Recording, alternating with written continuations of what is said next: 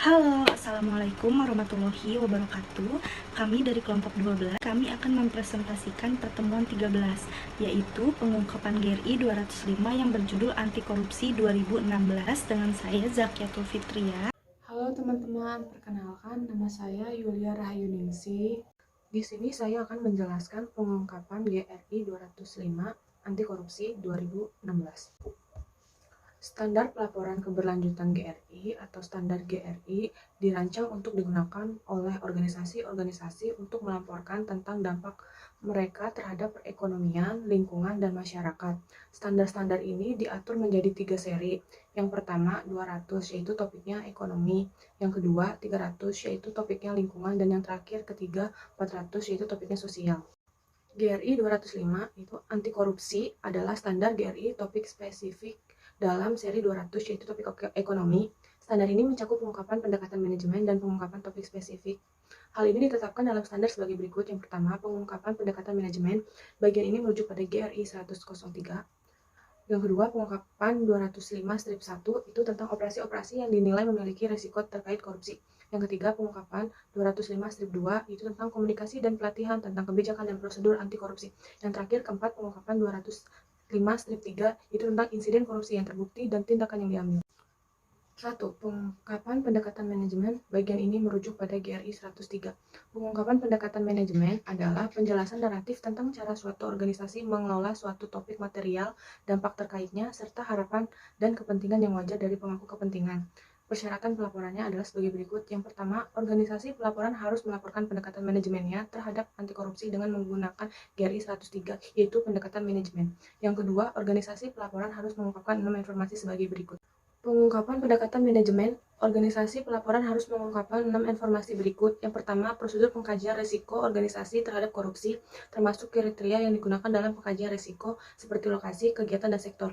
Yang kedua, cara organisasi mengidentifikasi dan mengatur konflik kepentingan yang mungkin dimiliki oleh karyawan atau orang yang terkait dengan kegiatan, produk, atau jasa dari organisasi.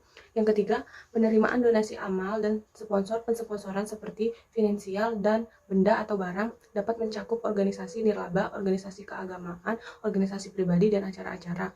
Yang keempat, sejauh mana komunikasi dan pelatihan anti korupsi disesuaikan dengan para anggota badan tata kelola, karyawan, mitra bisnis, dan orang lain yang telah diidentifikasi beresiko tinggi untuk terjadinya insiden korupsi. Yang kelima, di bagian mana pelatihan anti korupsi untuk para anggota badan tata kelola, karyawan, mitra bisnis, dan orang lain yang telah diidentifikasi beresiko tinggi untuk terjadinya insiden korupsi ini.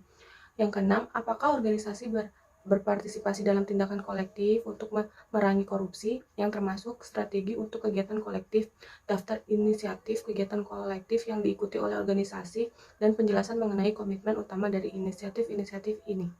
Nah, materi yang selanjutnya yaitu nomor 2, pengungkapan topik spesifik. Pengungkapan 205 operasi yang dinilai memiliki risiko terkait korupsi.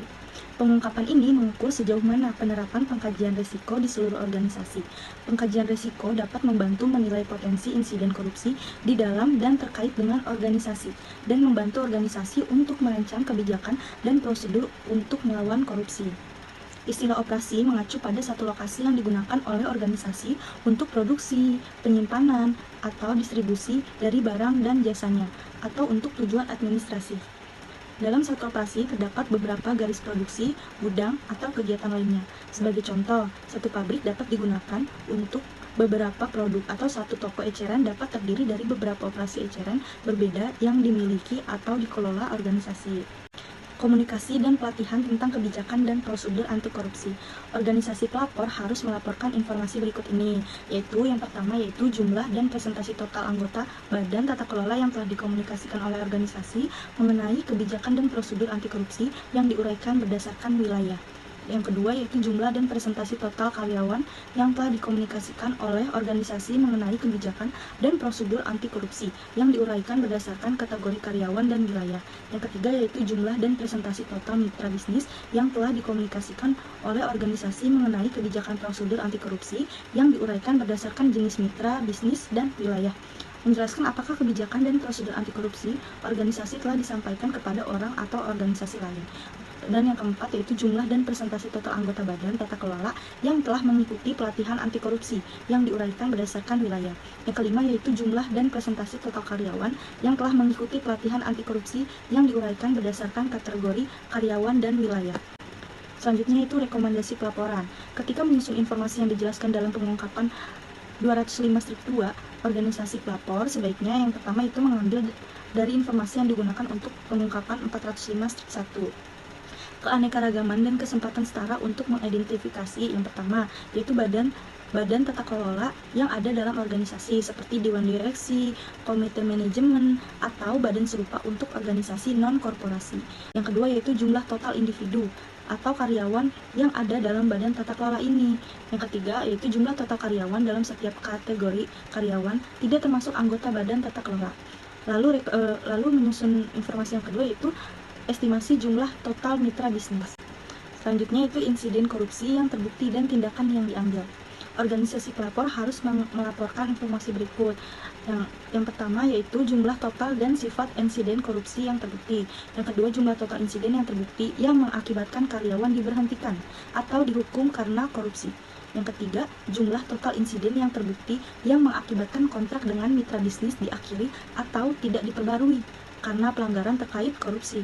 Yang keempat yaitu kasus hukum terkait korupsi yang diajukan oleh publik terhadap organisasi atau karyawannya selama periode pelaporan dan hasil dari kasus-kasus tersebut. Presentasi dari kami berdua, kurang lebihnya mohon maaf.